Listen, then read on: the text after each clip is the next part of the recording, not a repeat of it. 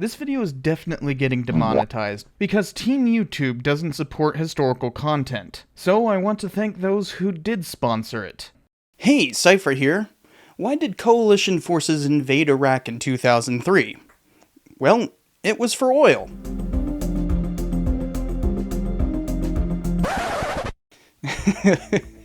No, I've made that joke in every one of these, and at least a few people still fall for it every time. But this joke is particularly incorrect. The causes of any war are complicated, and while sometimes they may have a one-word simplification, that word belies so much depth that cannot be conveyed by such an oversimplification. In the case of the Iraq War, it's from American interest in the region, due to oil, Saddam's tyranny, and long-standing fear heightened by 9/11. So while oil is at the root, many other factors take equal standing.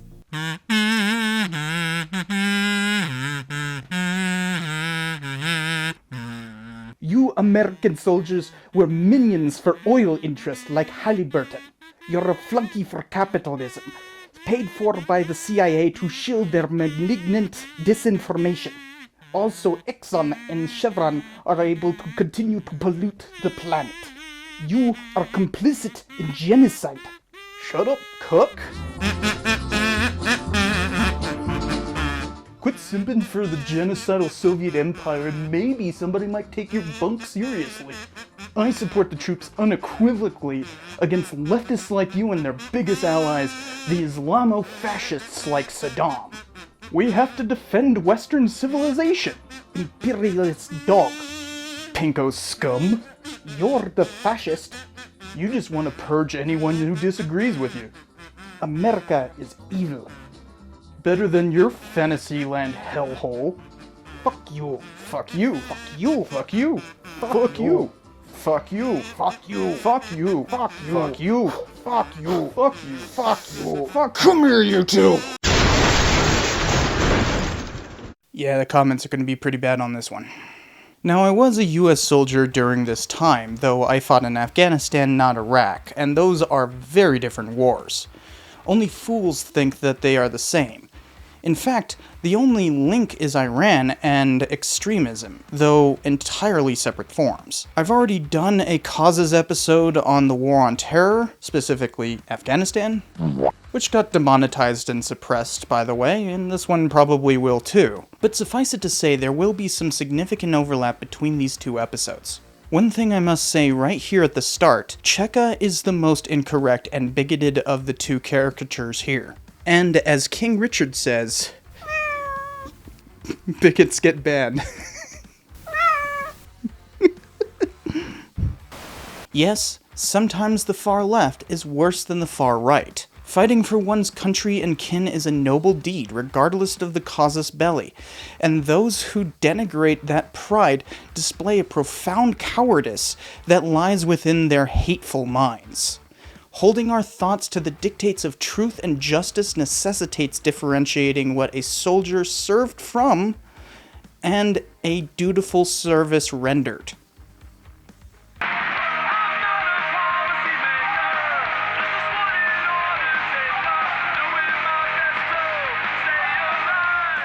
At the same time, one is not supporting the troops by uncritically proclaiming their nation's righteousness. A patriot can question their nation without removing their pride.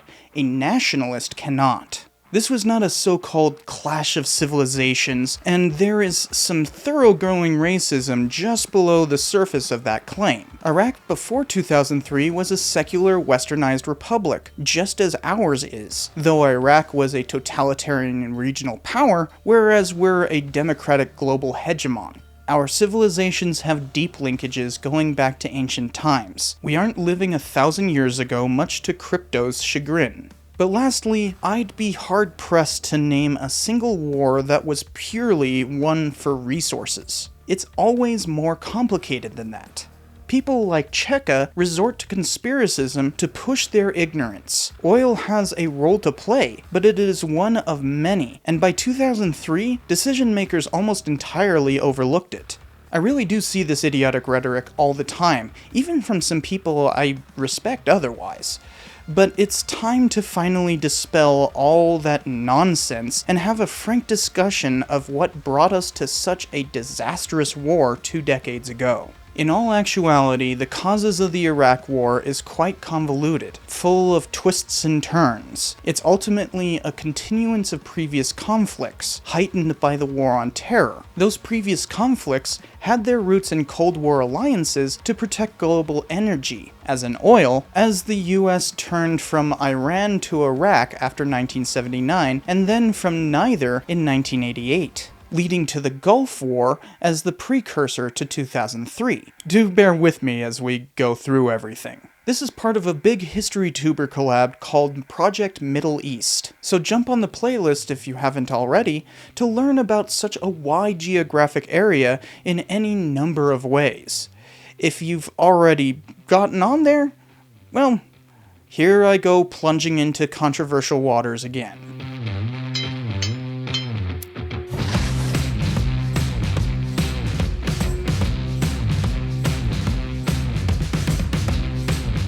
Thanks to all my patrons, especially Kevin Butler, for making this happen. After the US-sponsored coup in Iran, where the Shah reinstituted his absolute power, America had a friendly power in the Middle East while the Arab League typically aligned with the Soviet Union. Iraq was a member, produced less oil, and hated Israel. So we were happy to support Iran. The Shah ruled with an iron fist, but Iran had an important pass into the region and a lot of oil. In fact, the US worked periodically to fight Iraq alongside Iran. For instance, beginning in 1972, the CIA supported Kurdish resistance in northern Iraq, which Iran had been supporting for a decade. They came close to gaining autonomy until the Iraqi army launched an offensive in 1974 that ultimately defeated the Kurds. But it couldn't last. US support of Iran's oppressive government was self-defeating.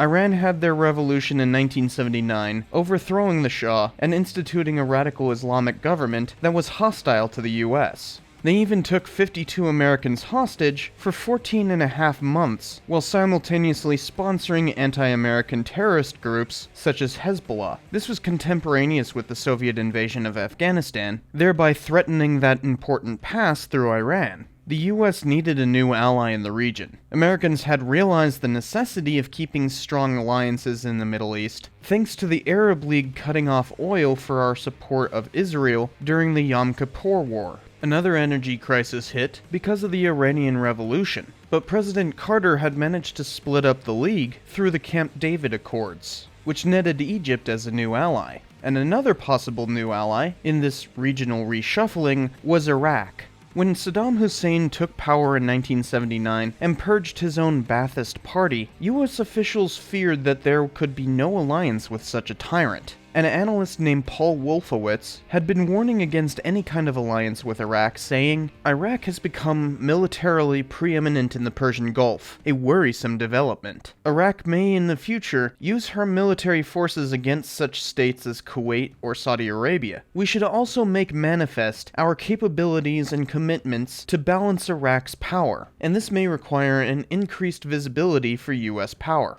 This may seem eerily prescient, but Wolfowitz would become the biggest fearmonger that led to the Iraq War, which we can see clearly in that statement from his 1979 report. But Iraq forced the issue in a different direction. A bunch of separatists in the Arabistan region of Iran formed an insurgency against the revolutionary government, and Saddam officially supported them. He used this to begin an offensive against Iran in 1980, but quickly got bogged down in a war that would last for 8 years. Carter had clearly stated earlier that year, "We must call on the best that is in us to preserve the security of this crucial region.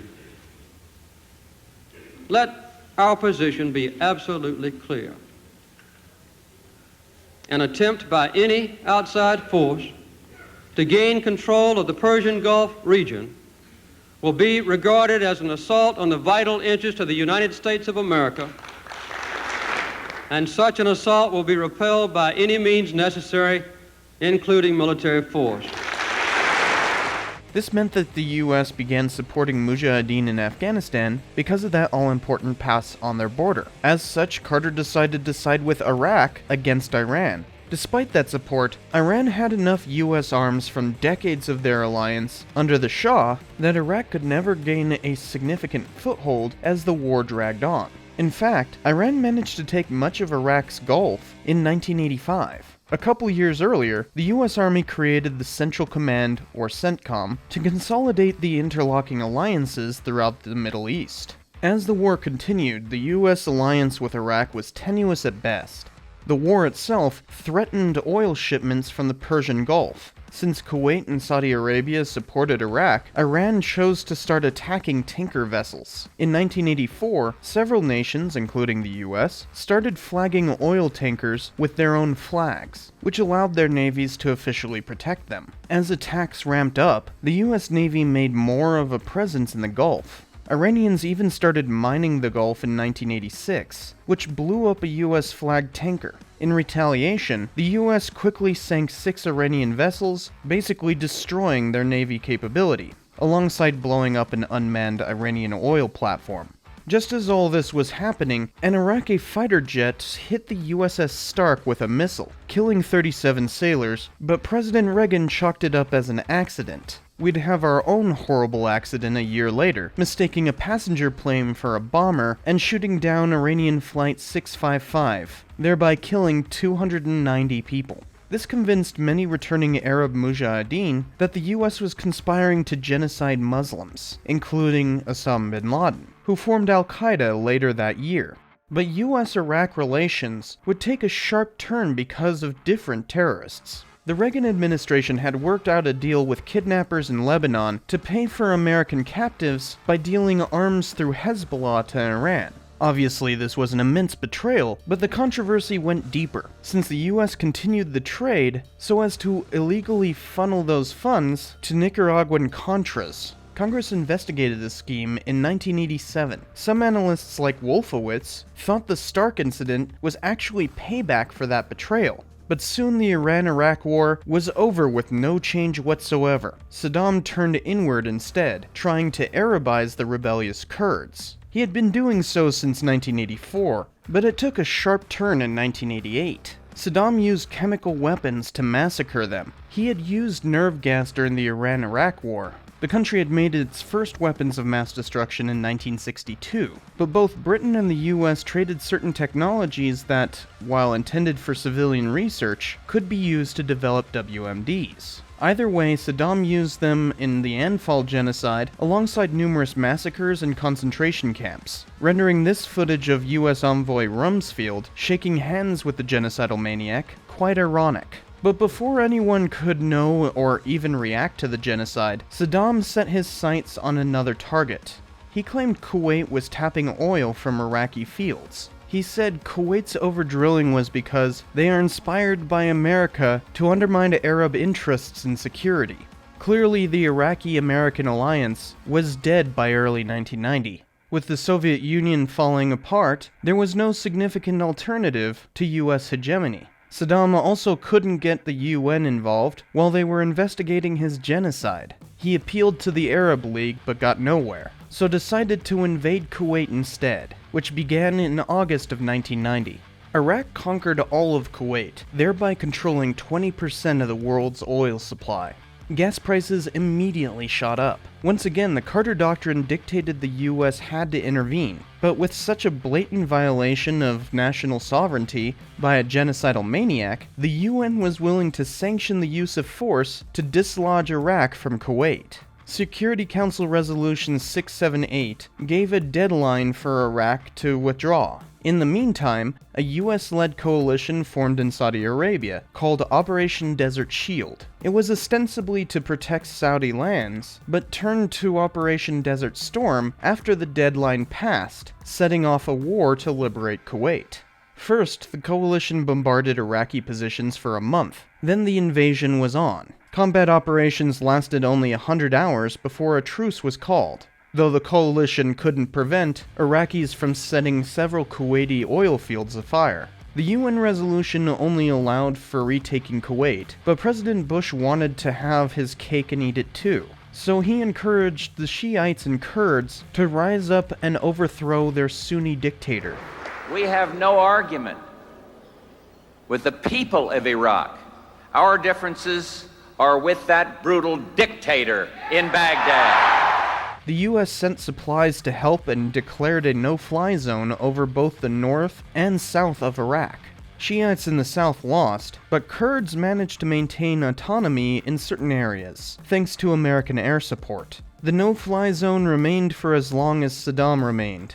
The UN quickly adopted a resolution demanding Iraq allow humanitarian aid into the region, along with allowing Britain, France, and the US to use his refusal to do so to keep up the no-fly zone.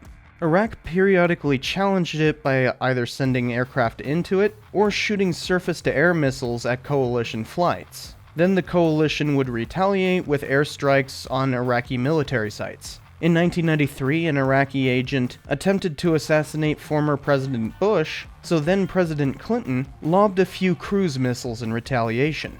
A year later, Saddam sent a bunch of troops to the Kuwait border, and the coalition formed once again to protect it from invasion.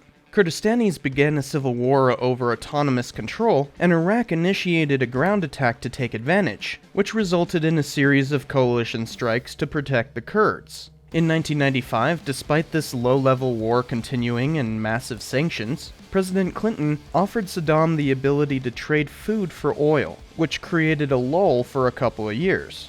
But a deeper issue was about to surface. As part of the UN resolutions ending the Gulf War, they required Iraq to destroy all of their weapons of mass destruction and comply with inspection teams. At first, Saddam did his best to avoid the Special Commission. It didn't help that the commission was riddled with spies. They managed to blow up a few labs and WMD stockpiles, but by 1998, the UN certified that there were still significant amounts left. So in October, the US passed the Iraq Liberation Act, declaring that all previous efforts, such as the Oil for Food program, were null and void while Saddam still held power, essentially making regime change the official position of the US. Clinton complied by lobbing another batch of missiles and bombs. A year later, the UN replaced the Special Commission with a better one and really pushed Saddam into compliance for destroying his WMDs.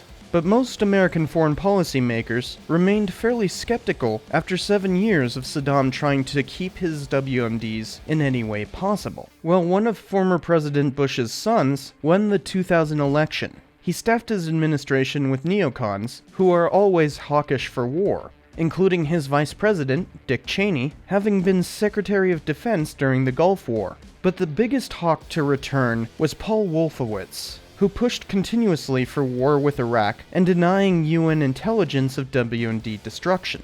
Bush Jr. was predisposed to despise Saddam after the man had tried to assassinate his father in 1993. Now that he was president, within the first month after his inauguration, he ordered airstrikes on Iraq.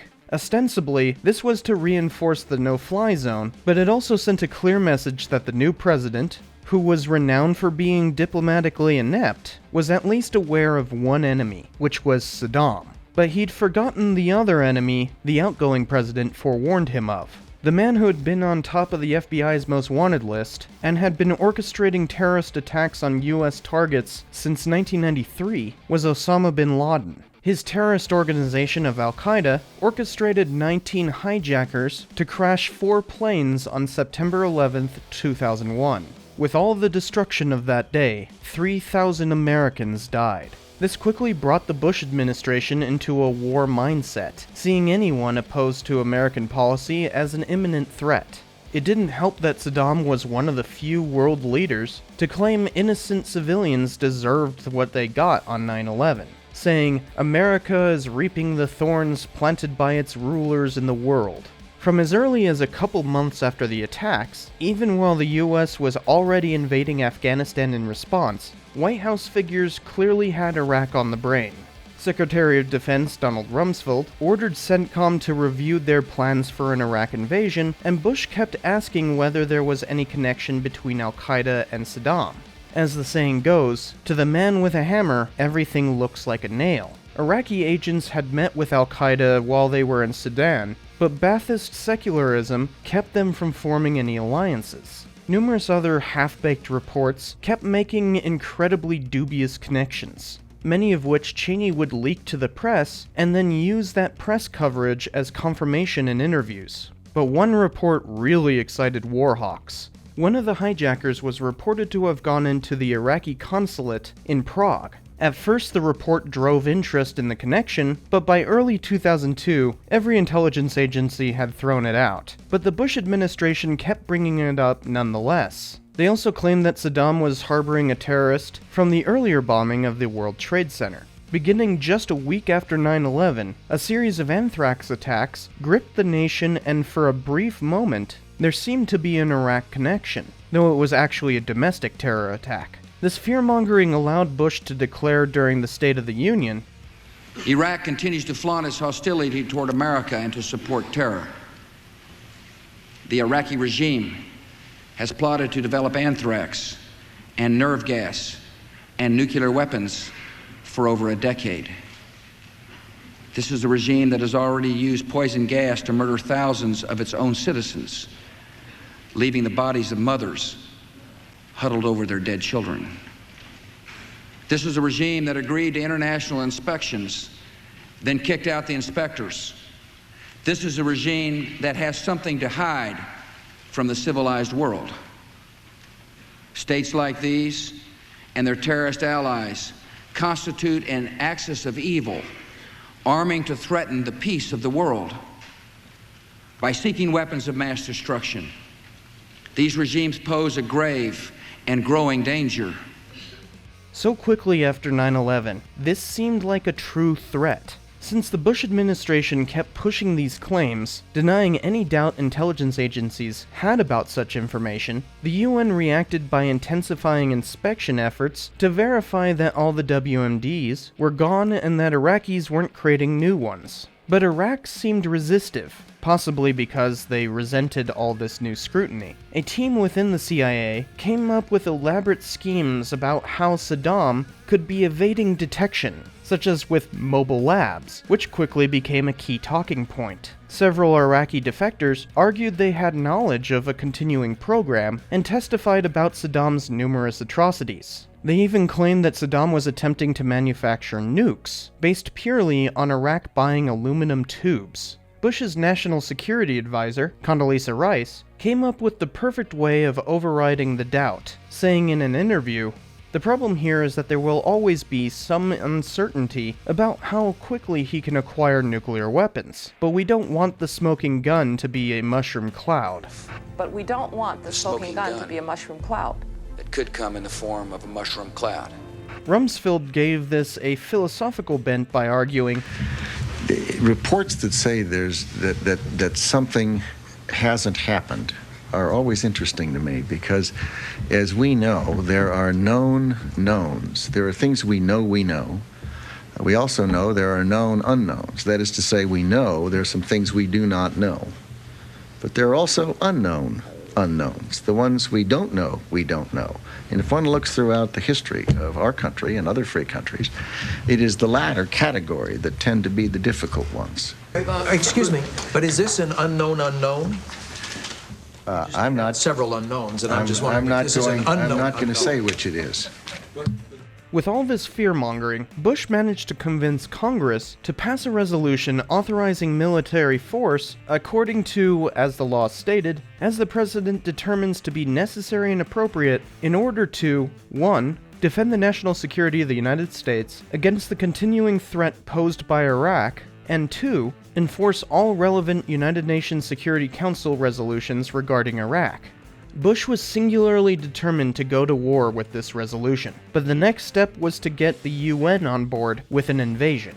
He started building what he called a coalition of the willing. Gathering allies was difficult, since so many people were skeptical of Bush's fear-mongering, but he managed to get 48 other countries to join. When France refused, Congress made a silly stand by renaming their cafeteria french fries to Freedom Fries, and a number of other jingoistic examples arose. Americans were generally in favor of invading Iraq, but plenty expressed displeasure. The evidence was weak at best. Starting in September of 2002, international protests kept growing, but they could not dissuade Bush Jr. He sent Secretary of State Colin Powell, who had been a general during the Persian Gulf War, to the UN to make the case for invasion. After Powell played the fear-mongering greatest hits and declared that diplomacy had failed, the Security Council refused to update their resolution, giving Iraq a final opportunity to comply with its disarmament obligations. But the US argued that an invasion complied with that, regardless of whether the Security Council sanctioned it. So we moved forward. At this hour, American and coalition forces are in the early stages of military operations to disarm Iraq, to free its people, and to defend the world from grave danger. We come to Iraq with respect for its citizens, for their great civilization, and for the religious faiths they practice. We have no ambition in Iraq except to remove a threat and restore control of that country to its own people, and we will accept no outcome but victory. My fellow citizens, the dangers to our country and the world will be overcome. We will pass through this time of peril and carry on the work of peace. We will defend our freedom. We will bring freedom to others, and we will prevail.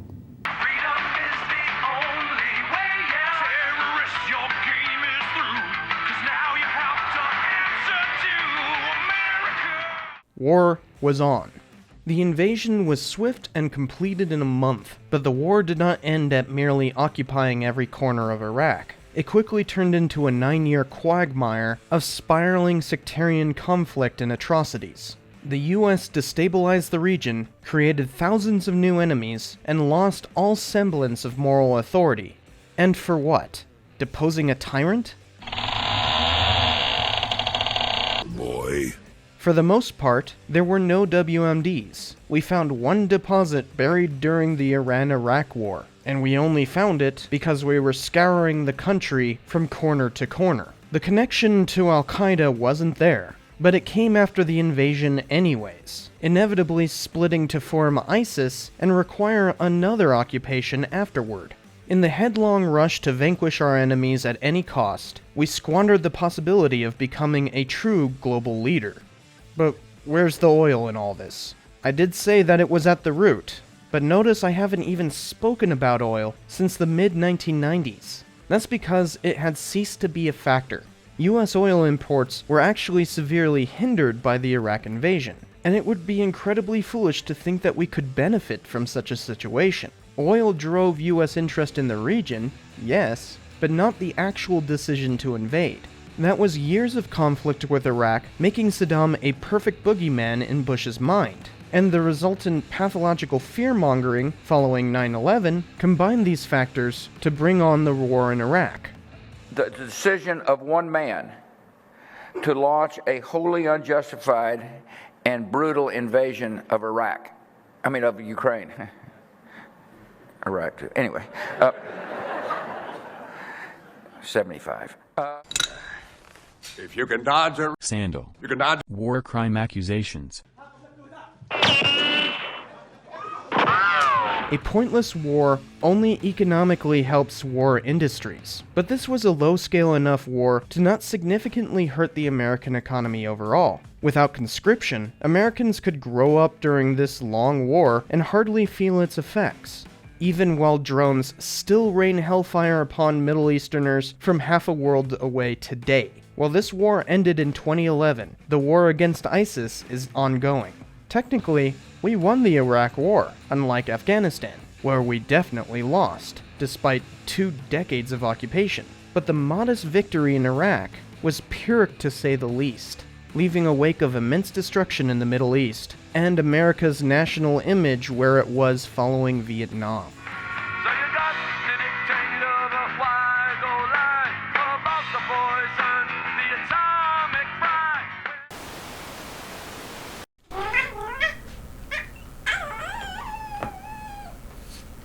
Wow.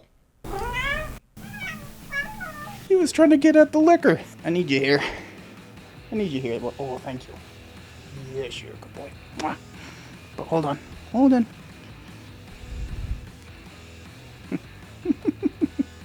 Ooh, there's a spot. There's a spot, huh? Okay, so King. Hold on. Random Soviet sounds. Ra ra ra ra. Ra ra ra ra. Iraq continues to flaunt its hostility.